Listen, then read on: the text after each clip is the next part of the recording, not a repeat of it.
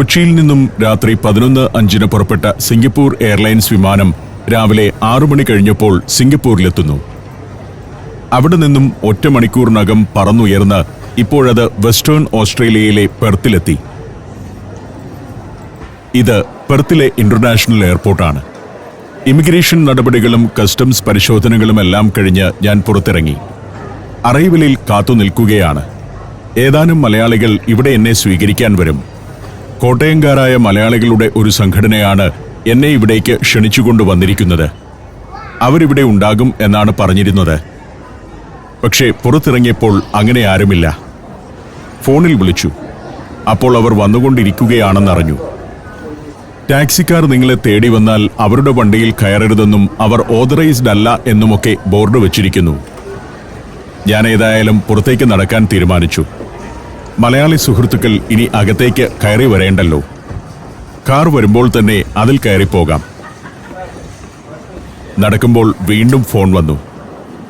ഞങ്ങൾ അറൈവലിന് മുന്നിലേക്ക് കാറുമായി എത്തിക്കഴിഞ്ഞു എന്നാണ് പറയുന്നത്. ആ കാറിൽ കയറി. ഇത് അലക്സ് തോമസ്, ചങ്ങനാശ്ശേരിക്കാരനാണ്. ഇദ്ദേഹമാണ് എന്നെ ഇവിടേക്ക് കൊണ്ടുവരുന്നതിനായി കാര്യങ്ങൾ കോർഡിനേറ്റ് ചെയ്തത്. ഞാൻ ഇവിടെ നിന്ന് നേരെ ഹോട്ടലിലേക്ക് പോവുകയാണ്.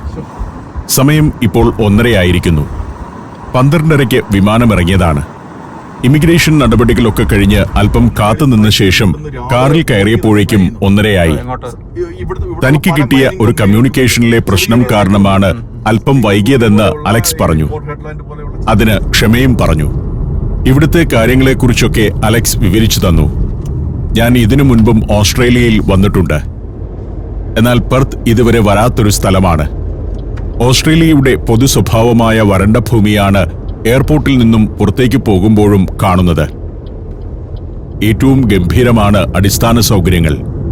കഴിഞ്ഞ 10-15 വർഷം കൊണ്ടാണ് ഇന്ന് കാണുന്ന രീതിയിൽ പെർത്തിന് വലിയ വളർച്ച ഉണ്ടായതെന്ന് പറയാം. ഏറ്റവും ഐസൊലേറ്റഡ് ആയ ഒരു ഓസ്ട്രേലിയൻ സിറ്റിയാണ് പെർത്ത്. ഓസ്ട്രേലിയൻ ഭൂഖണ്ഡത്തിന്റെ പടിഞ്ഞാറ് ഭാഗമാണിവിടം. ബാക്കിയുള്ള മിക്ക പട്ടണങ്ങളും കിഴക്കും തെക്കും വടക്കുമൊക്കെയാണെങ്കിലും പടിഞ്ഞാറുള്ള പ്രധാന പട്ടണം ഇതാണ്. രാജ്യതലസ്ഥാനമായ കാൻബറയിലേക്ക് ഇവിടെ നിന്നും 3600 കിലോമീറ്റർ ദൂരമുണ്ട്. ധാരാളം മലയാളികൾ ജോലി ചെയ്യുന്ന ഒരു വലിയ പട്ടണമാണ് പെർത്ത്. ഹോട്ടലിലേക്കുള്ള യാത്രയിൽ വഴിയോരങ്ങളിൽ ഇക്കാണുന്നതെല്ലാം റെസിഡൻഷ്യൽ ഏരിയകളാണ്. മനോഹരമായ വീടുകൾ. ഈ വീടുകളിൽ പലതിലും മലയാളികൾ താമസിക്കുന്നുണ്ട്. സുന്ദരമായ ലോണും ചെറിയ ഉദ്യാനങ്ങളുമുള്ള വീടുകൾ. അമേരിക്കയിലും യൂറോപ്പിലെ സമ്പന്ന രാജ്യങ്ങളിലുമുള്ള ഫെസിലിറ്റികളുള്ള പ്രദേശങ്ങളാണ്. ഭൂരിഭാഗവും ഒറ്റനില വീടുകളാണെന്നതാണ് പ്രത്യേകത.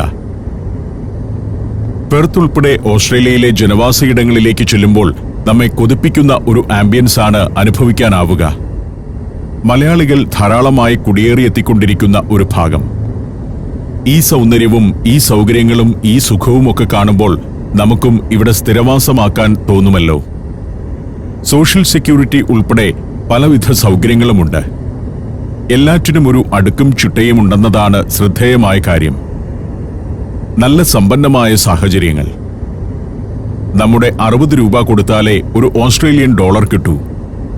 ഈ വീടുകളിൽ പലതിലും മലയാളികളാണ് താമസം. ഇവിടെ മിക്ക മലയാളികളും ജീവിക്കുന്നത് നല്ല ചുറ്റുപാടിലാണ്. കാരണം അവർക്കെല്ലാം നല്ല ശമ്പളമുണ്ട്. മലയാളി സ്ത്രീകളിൽ കൂടുതലും നഴ്സുമാരാണ്. പുരുഷന്മാർ പല പല ജോലികളിൽ ഏർപ്പെടുന്നു.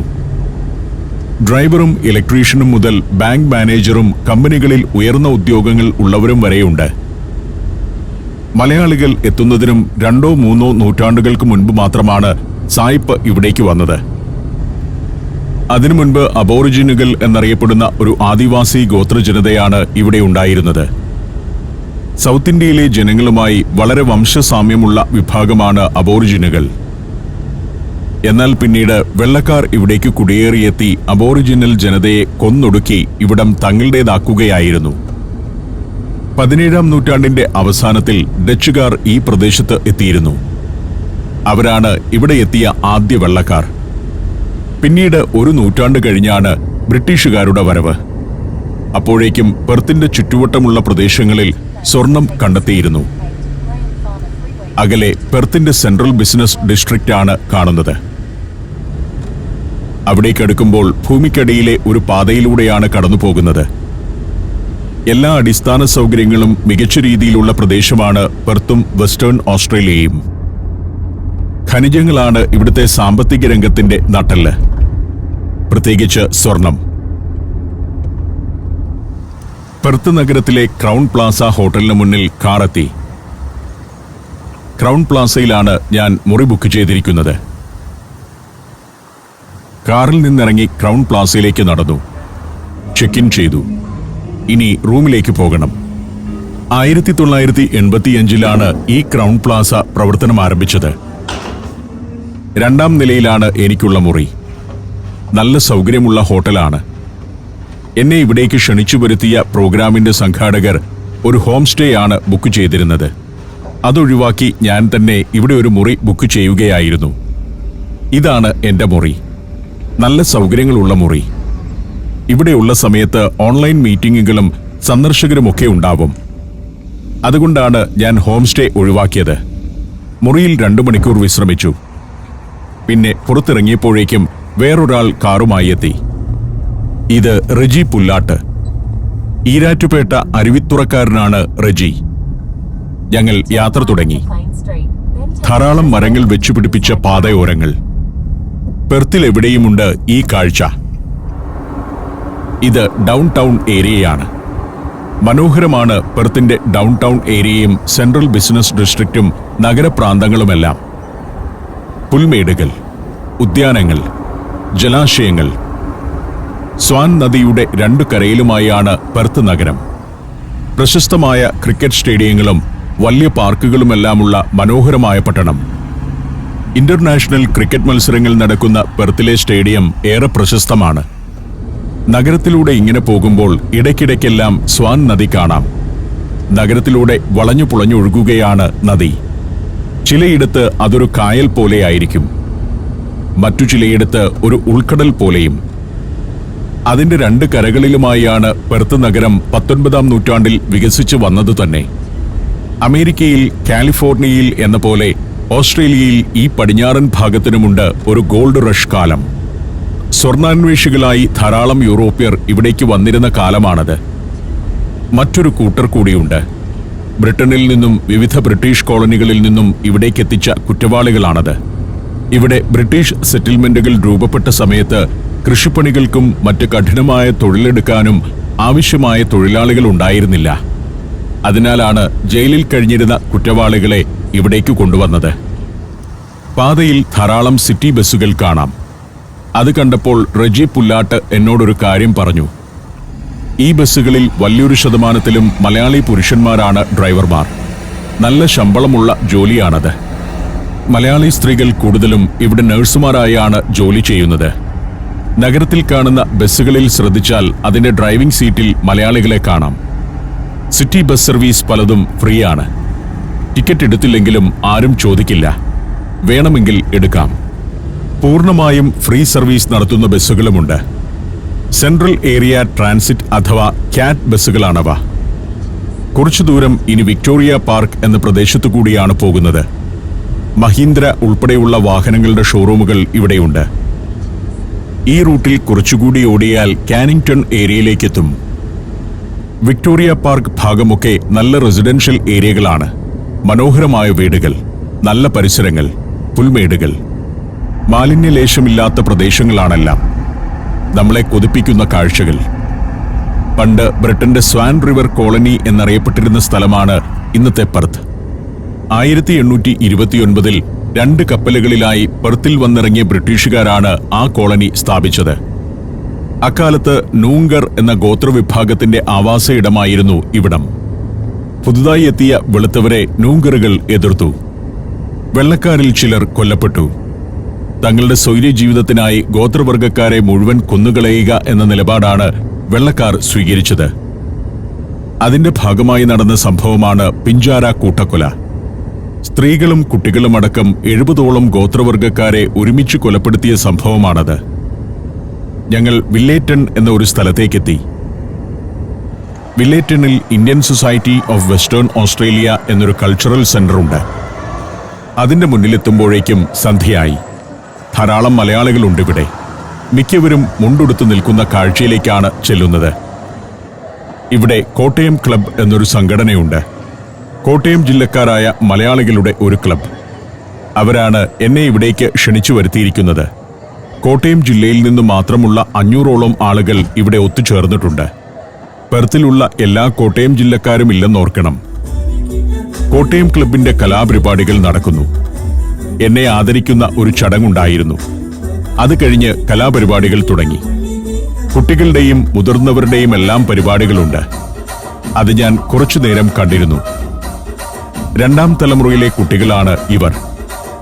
അവരൊക്കെ മലയാള സിനിമാ ഗാനങ്ങൾക്കൊത്താണ് ചുവടുവയ്ക്കുന്നത്. പക്ഷെ ഇവർ സംസാരിക്കുകയാവട്ടെ തനി സായിപ്പിനെ പോലെയാണ്. ആവേശത്തിലെ പാട്ടിനൊത്താണ് ഡാൻസ്. മലയാളത്തിലെ സിനിമയെക്കുറിച്ചും പാട്ടിനെക്കുറിച്ചുമൊക്കെ അപ്ഡേറ്റഡ് ആണിവർ. ഇത് പഴയ തലമുറ. നാടൻ ശൈലിയിലാണ് അവരുടെ ഡാൻസ്. കുറെ കലാപരിപാടികൾ ഉണ്ടായിരുന്നു. അവരുടെ അത്താഴത്തിൽ പങ്കുചേർന്നു. പിന്നെ രാത്രി ഞാൻ ഹോട്ടലിലേക്ക് മടങ്ങി. മധ്യപ്രദേശ്, ആൻഡമാൻ, ലക്നൗ, ബറോഡ, നാഷിക്, ഡൽഹി, ആഗ്ര, ഗോളിയോർ. സഞ്ചാരം പെൻഡ്രൈവ് വോള്യം നമ്പർ 22. ഫുൾ HD-യിലുള്ള ഈ അപൂർവ ദൃശ്യയാത്രാ വിവരണ ശേഖരം സ്വന്തമാക്കാൻ സഞ്ചാരം എന്ന് SMS ചെയ്യൂ. ഫോൺ 9995444222. അടുത്ത ദിവസം രാവിലെ 2 സുഹൃത്തുക്കൾ എത്തിയിരിക്കുന്നു. അലക്സ് തോമസും റെജി പുല്ലാട്ടും. അലക്സാണ് ഇന്നലെ എന്നെ എയർപോർട്ടിൽ നിന്ന് സ്വീകരിച്ചത്. റെജിയാണ് കോട്ടയം ക്ലബിന്റെ പരിപാടി നടക്കുന്നിടത്തേക്ക് കൊണ്ടുപോയത്. ഞങ്ങൾ ഇന്ന് ദീർഘമായ ഒരു യാത്രയ്ക്ക് പുറപ്പെടുകയാണ്. പിനക്കിൾസ് ഡെസേർട്ട് എന്നൊരു ഭാഗത്തേക്കാണ് യാത്ര. ഏതാണ്ട് 200 കിലോമീറ്റർ ദൂരമുണ്ട് അവിടേക്ക്. പെർത്തിൽ നിന്ന് നേരെ വടക്കോട്ട് പോകണം. യാത്രയ്ക്കിടെ ചില സാൻഡ് ഡ്യൂൺസും മറ്റും കാണാനുമുണ്ട്. മരുഭൂമിയും അവിടുത്തെ മണൽക്കുന്നുകളും. ഭൂപ്രകൃതിക്ക് രസകരമായ പ്രത്യേകതകളുള്ള നാടാണ് ഓസ്ട്രേലിയ. ഇന്ത്യയുടെ 2.25 മടങ്ങ് വിസ്തൃതിയുള്ള രാജ്യമാണിത്. ജനസംഖ്യയുടെ കാര്യത്തിൽ നമ്മളാണ് മുന്നിലെന്നു മാത്രം. നഗരം പിന്നിട്ടു പോകണം. ഞാൻ വളരെ കൗതുകത്തോടെ പെർത്ത് എന്ന മഹാനഗരത്തിന്റെ അടിസ്ഥാന സൗകര്യങ്ങളും പ്രൊഫഷണലിസവും വഴിയോര പ്രദേശങ്ങളുമൊക്കെ കണ്ടങ്ങനെ ഇരിക്കുകയാണ്. വെസ്റ്റേൺ ഓസ്ട്രേലിയയുടെ തലസ്ഥാനവും ഏറ്റവും വലിയ നഗരവുമാണ് പെർത്ത്. ഓസ്ട്രേലിയയുടെ പടിഞ്ഞാറേ കോണിലെ ഏറ്റവും വലിയ വാണിജ്യ നഗരവും ഇതുതന്നെ. പലയിടത്തും ഇങ്ങനെയുള്ള അണ്ടർപാസുകളുണ്ട്. ഭൂമിക്കടിയിലൂടെയുള്ള സൗകര്യപ്രദമായ പാതകൾ. 6 ട്രാക്കുകളുള്ള പാതകളാണ്. അത് പിന്നിടുന്നതോടെ നഗരത്തിന്റെ പുറത്തേക്കെത്തുന്നു. പിനക്കിൾസ് ഡെസേർട്ടിലേക്കാണ് ആദ്യം പോകുന്നത്. ഒരു കാര്യം പ്രത്യേകം ഓർക്കേണ്ടതുണ്ട്. ന്യൂയോർക്ക് എന്നോ സിഡ്നി എന്നോ പറയുന്നത് പോലെയല്ല പെർത്ത്. ഈ നഗരം ഇപ്പോഴും അതിന്റെ ശൈശവ ദശയിലാണ്. 15 വർഷം മുൻപ് ഇവിടേക്ക് വന്ന റെജി പുല്ലാട്ട് പറയുന്നത് താൻ വന്ന സമയത്ത് ഇത് വളരെ ചെറിയൊരു പട്ടണമായിരുന്നെന്നാണ്. അതായത് കഴിഞ്ഞ ഒരു 15 വർഷം കൊണ്ട് നഗരം അതിവേഗം വളരുകയായിരുന്നു. ഇക്കാണുന്നത് ഇവിടുത്തെ ഒരു മെട്രോ സ്റ്റേഷനാണ്. ഞങ്ങളീ പോകുന്ന വടക്കൻ ദിശയിലേക്ക് അടുത്ത കാലത്ത് മെട്രോ സർവീസ് നീട്ടിയിട്ടുണ്ട്. ധാരാളം ബോഗികളുള്ള മെട്രോ ട്രെയിൻ കടന്നുപോകുന്നു. ജനവാസയിടങ്ങൾ പെർത്തിന്റെ വടക്കൻ തെക്കൻ ഭാഗങ്ങളിലേക്കെല്ലാം വളർന്നുകൊണ്ടിരിക്കുകയാണ്. നഗരം വളരുന്നതിന്റെ സൂചന തന്നെയാണത്. നമ്മുടെ നാട്ടിലേതുപോലെ ഒരു പദ്ധതി പ്രഖ്യാപിച്ചാൽ അത് പൂർത്തിയാക്കാൻ പതിറ്റാണ്ടുകളൊന്നും എടുക്കില്ല ഇവിടെ. 1 കൊല്ലം കൊണ്ടൊക്കെ മെട്രോയുടെ പണി തീർത്ത് ട്രെയിനുകൾ ഓടിത്തുടങ്ങും. റെജിയെപ്പോലെയുള്ള മലയാളികൾ കണ്ടു നിൽക്കെയാണ് നഗരം അങ്ങനെ വളരുന്നത്. മെട്രോയും ഈ ഹൈവേയും പോകുന്നത് പാരലലായിട്ടാണ്. ഈ റൂട്ടിലൊക്കെ പുതിയ ജനവാസയിടങ്ങൾ നഗരത്തിന്റെ സാറ്റലൈറ്റ് ടൗണുകളായി വളർന്നു വരുന്നുണ്ട്. ഇതെല്ലാം ധാരാളം മലയാളികൾ വസിക്കുന്ന പ്രദേശങ്ങൾ തന്നെയാണ്. ജൂൺഡലപ്പ് എന്നൊരു സ്ഥലം കടന്നാണ് ഞങ്ങൾക്ക് പോകേണ്ടത്. റെജി പുല്ലാട്ട് താമസിക്കുന്നത് ജൂൺഡലപ്പിലാണ്. നല്ല ഹൈവേ, മെട്രോ. ഈ ഹൈവേ ഒക്കെ ഈ മട്ടിൽ വികസിച്ചിട്ട് 10-15 വർഷമേ ആയിട്ടുള്ളൂ. കുറച്ചുകൂടി ചെന്നതോടെ നാഷണൽ പാർക്കുള്ള ഒരു ഭാഗത്തേക്കെത്തുന്നു. നഗരഭാഗം പിന്നിലായി കഴിഞ്ഞു. പിന്നെ കുറേ ദൂരം ഇരുവശത്തും മരങ്ങൾ വളർന്നു നിൽക്കുന്ന ഒരു പാതയിലൂടെയാണ് യാത്ര. ഏക ഇനം വൃക്ഷങ്ങളാണ്. അക്കേഷ്യ പോലെ തോന്നുന്ന മരങ്ങൾ. ചെറിയൊരു കാട് തന്നെയാണ്. പക്ഷേ അധികം വന്യമൃഗങ്ങളൊന്നുമില്ല. വല്ലപ്പോഴും ഒരു കങ്കാരുവോ മറ്റോ ചാടി വന്നെങ്കിലായി. 2 വരി മാത്രമുള്ള റോഡ്. ഓസ്ട്രേലിയയുടെ ഭൂരിഭാഗം പ്രദേശത്തും 2 ലൈൻ ട്രാഫിക്കാണ്. കാരണം അത്ര വിശാലമായ രാജ്യമാണിത്. 2 ലൈൻ ട്രാഫിക്കുള്ള റോഡിൽ തന്നെ വിദൂര പ്രദേശങ്ങളിലേക്ക് എത്തുമ്പോൾ ഏതാനും മിനിറ്റുകളുടെ വ്യത്യാസത്തിലെ ഒരു വണ്ടി കഴിഞ്ഞ് മറ്റൊന്ന് കാണുകയുള്ളൂ. അത്രയ്ക്ക് വിജനതയാണ്. ആ വിജനതയിൽ 6 വരി പാതയുടെ ആവശ്യമില്ലല്ലോ. വടക്കൻ റൂട്ടിൽ കുറെ വാട്ടർ ഫ്രണ്ട് ഏരിയകളുണ്ട്. അവിടേക്ക് വെള്ളത്തിൽ കളിക്കാനുള്ള ജെറ്റ് സ്കീയും മറ്റും വാഹനത്തിൽ കയറ്റി ആളുകൾ പോകുന്നു. ഇന്ന് ഒരു ശനിയാഴ്ചയാണ്. അലക്സ് പിറകിലുണ്ട്. അദ്ദേഹവും റിജിയും കൂടി ഇവിടുത്തെ ജീവിതത്തെക്കുറിച്ചൊക്കെ പറഞ്ഞു തന്നു. വെസ്റ്റേൺ ഓസ്ട്രേലിയയിലെ പൊതുവായ ജീവിതം എങ്ങനെയാണെന്നൊക്കെ. ഓസ്ട്രേലിയയുടെ ഉൾപ്രദേശങ്ങളിലൂടെയുള്ള യാത്ര രസകരമാണ്. 1.5 മണിക്കൂർ ഓടിക്കഴിഞ്ഞു. ഞങ്ങൾ ഒരു കാപ്പി കുടിക്കാൻ തീരുമാനിച്ചു. അടുത്തൊരു കോഫി ഷോപ്പ് ഉണ്ടെന്ന് കണ്ടു. മെയിൻ റോഡിൽ നിന്നും തിരിഞ്ഞ് കുറച്ചു ചെല്ലുമ്പോൾ ഇക്കാണുന്നതാണ് കോഫി ഷോപ്പ്. ഒരു റെസ്റ്റ് ഏരിയ തന്നെയാണ് ഇവിടം. എന്റെ സുഹൃത്തുക്കൾ ആദ്യം കോഫി ഷോപ്പിനകത്തേക്ക് കയറി ചെന്നു. ചെറിയൊരു സംവിധാനമാണത്. കുറെ ആളുകൾ എപ്പോഴും അവിടെയൊക്കെ ഉണ്ടാവും. ദീർഘമായ യാത്രക്കിടയിലെ ഒരു ഇടത്താവളമാണല്ലോ. ഞാനും അകത്തേക്ക് കയറി. ഓരോ കട്ടൻ കാപ്പി പറഞ്ഞു. ചുവരിൽ മെനു പ്രദർശിപ്പിച്ചിരിക്കുന്നു. പിസയും സീഫുഡും കിഡ്സ് മീൽസുമെല്ലാമുണ്ട്. ഞങ്ങൾക്ക് കാപ്പി മാത്രം മതി. ചില മഹത് വചനങ്ങളൊക്കെ എഴുതി വച്ചിട്ടുണ്ട്. ഒരു ഭാഗത്ത് പ്രായമായ ഏതാനും സ്ത്രീകൾ കാപ്പി കുടിച്ചും കഥ പറഞ്ഞുമിരിക്കുന്നു. ഓർഡർ നൽകി കുറച്ചുനേരം കാത്തുനിന്നു. കാപ്പി റെഡി. ഇവിടെയൊക്കെ ഗംഭീര കാപ്പി കിട്ടും. 1/2 ലിറ്ററൊക്കെയാണ് കാപ്പിയുടെ അളവ്. ഇവർക്ക് അത് ശീലമാണ്. കാപ്പി അങ്ങനെ കുടിച്ചുകൊണ്ടിരിക്കും. എനിക്കാണെങ്കിൽ അധികം കാപ്പി കുടിക്കാൻ പറ്റില്ല. കോഫി ഷോപ്പിന് ഒരു ബാക്ക് യാർഡുണ്ട്. അതിലൂടെയൊക്കെ ഒന്ന് നടന്ന ശേഷം ഞങ്ങൾ കാറിൽ കയറി യാത്ര തുടർന്നു. ഇനിയും കുറേ ദൂരം പോകാനുണ്ട്. പെർത്തിൽ നിന്നും 200 കിലോമീറ്ററാണ് പിനക്കിൾസ് ഡെസേർട്ടിലേക്കുള്ള കുറഞ്ഞ അകലം. മരങ്ങളുള്ള ഭാഗം കഴിയുമ്പോൾ പിന്നെ ഇങ്ങനെ നിരന്ന പുൽമേടുകളാണ്. മൈതാനക്കാടുകൾ പോലെയുണ്ട്. അതിനപ്പുറം അങ്ങേയറ്റത്ത് കാണുന്നത് കടലാണ്. ഓസ്ട്രേലിയയുടെ പടിഞ്ഞാറേ തീരം ചേർന്നാണ് ഞങ്ങളുടെ യാത്ര. ഈ യാത്രയിൽ പല ഭാഗത്തു വെച്ചും ഇന്ത്യൻ മഹാസമുദ്രം കാണാം. ഇന്ത്യൻ ഓഷ്യൻ ഡ്രൈവ് എന്നാണ് ഈ ഹൈവേക്ക് നൽകിയിരിക്കുന്ന പേരു തന്നെ. ഓവർടേക്ക് ചെയ്യാവുന്ന സ്ഥലം 4 കിലോമീറ്റർ അകലെയാണ് എന്നൊക്കെ കാണുമ്പോൾ നമുക്ക് അത്ഭുതം തോന്നും. കുറെ ചെന്നപ്പോൾ മറ്റൊരു റെസ്റ്റ് ഏരിയ കാണിച്ചു തരാമെന്ന് പറഞ്ഞ് റെജി വണ്ടി ഒരു മൺ റോഡിലേക്ക് തിരിച്ചു. ഓസ്ട്രേലിയയിലെ റെസ്റ്റ് ഏരിയകൾ അമേരിക്കയിലേതുപോലെ അതിഗംഭീരമൊന്നുമല്ല. പൊടി പറക്കുന്ന റോഡ്. വണ്ടി ഹൈവേയിൽ നിർത്താൻ പാടില്ല. നിർത്തണമെങ്കിൽ ഹൈവേയിൽ നിന്നിറങ്ങി കുറേ ദൂരം മൺപാതയിലൂടെ ഓടി മരങ്ങളൊക്കെയുള്ള ഒരു ഭാഗത്തെത്തണം. അവിടെ ടോയ്ലറ്റുകൾ, കാരവനുകൾ കൊണ്ടുചെന്ന് നിർത്തിയിടാനുള്ള സൗകര്യം എന്നിവയൊക്കെ ഉണ്ടാവും. കുറച്ചുള്ളിലേക്ക് പോകണം. വണ്ടി നിർത്തിയിട്ട് വിശ്രമിക്കാവുന്ന സ്ഥലങ്ങൾ ഇങ്ങനെയുള്ളതാണ്. ഏതാനും വണ്ടികളുണ്ടിവിടെ. അങ്ങിങ്ങ് ഏതാനും വാഹനങ്ങൾ. ഒരു കാരവനും കണ്ടു. ഇത്തരം റിക്രിയേഷൻ വെഹിക്കിളുകൾ മറ്റൊരു വണ്ടിയിൽ കെട്ടിവലിച്ചാണ് കൊണ്ടുവരിക. വീണ്ടും ഹൈവേയിലേക്ക് കയറി. വരണ്ട നിരന്ന ഭൂമി. കൊയ്ത്തു കഴിഞ്ഞ ഗോതമ്പ് പാടമോ പുല്ലുണങ്ങി നിൽക്കുന്ന പ്രദേശമോ ആകാം. അത് രണ്ടുമുണ്ട് ഇവിടെ. യാത്രയിൽ അതങ്ങനെ മാറി മാറി കാണാം. ഇപ്പോൾ ഈ കാണുന്നതാണ് ഓസ്ട്രേലിയയുടെ ഒരു പൊതുവായ ഭൂപ്രകൃതി. ഭൂഖണ്ഡം മൊത്തത്തിൽ ഇങ്ങനെയാണെന്നും പറയാം. എന്നാൽ ചില ഭാഗങ്ങളിൽ ട്രോപ്പിക്കൽ കാലാവസ്ഥയുണ്ട്. പാപ്പുവ ന്യൂഗിനിയോടും മറ്റും ചേർന്ന് കിടക്കുന്ന വടക്കൻ ഭാഗങ്ങളിലാണത്. ഓസ്ട്രേലിയയുടെ തെക്കുപടിഞ്ഞാറേ ഭാഗത്താണ് പെർത്ത്. പടിഞ്ഞാറ് എന്നത് ഏറ്റവും വിദൂരമായ സ്ഥലമാണ്. മാപ്പിൽ നോക്കിയാൽ അത് മനസ്സിലാകും. പെർത്തിന്റെ അടുത്തൊന്നും മറ്റു വലിയ പട്ടണങ്ങൾ പോലുമില്ല. ചെറിയ പട്ടണങ്ങൾ ഉണ്ടാവാം. എന്നാൽ ഓസ്ട്രേലിയൻ വമ്പൻ പട്ടണങ്ങളായ സിഡ്നിയും അഡലൈഡുമെല്ലാം മറുഭാഗത്താണ്. പെർത്തിൽ നിന്നും ആയിരക്കണക്കിന് കിലോമീറ്ററുകൾ അകലെ. ഇവിടെ വന്നുപെട്ട ഒരാൾക്ക് 4 മണിക്കൂറെങ്കിലും വിമാനയാത്ര നടത്തിയെങ്കിലേ രാജ്യത്തെ തന്നെ മറ്റൊരു പ്രധാന പട്ടണത്തിലേക്ക് എത്താനാവൂ. അത്രയും അകലെയാണ് പെർത്ത്. കാറിലാണ് യാത്രയെങ്കിൽ ദിവസങ്ങൾ തന്നെ വേണ്ടിവരും ഒരു പട്ടണത്തിൽ നിന്നും മറ്റൊരു വലിയ പട്ടണത്തിലേക്കെത്താൻ. പെർത്തിൽ നിന്നും രാജ്യതലസ്ഥാനമായ കാൻബറയിലേക്ക് 40 മണിക്കൂറിന്റെ കാർ യാത്ര വേണമെന്നാണ് കണക്ക്. യാത്ര തുടരുമ്പോൾ ഒരു ഭാഗത്ത് നീല സമുദ്രം കാണാം. പഞ്ചസാര കുന്നുകൾ പോലെ കരയിലേക്ക് കയറിക്കിടക്കുന്ന വെള്ളമണൽ. ഇവിടുത്തെ സാൻഡ് ഡ്യൂൺസിന്റെ ഒരു ഭാഗമാണത്.